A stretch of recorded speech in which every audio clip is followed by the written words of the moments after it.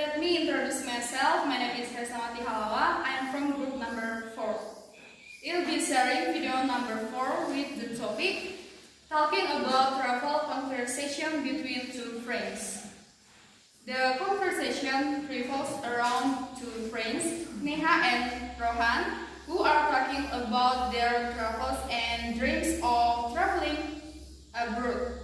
Rohan is very excited because he just booked his first international trip to Japan with two of the college friends.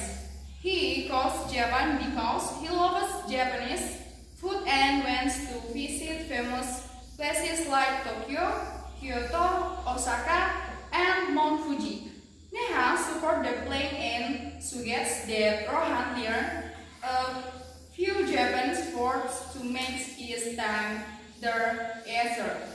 In addition to discussing Rohan's travels, Neha also shares her dream of visit Europa and especially France because she wants to see the Eiffel Tower in Paris.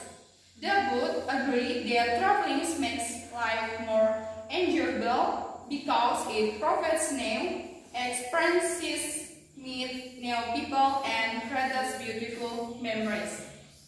Thank you.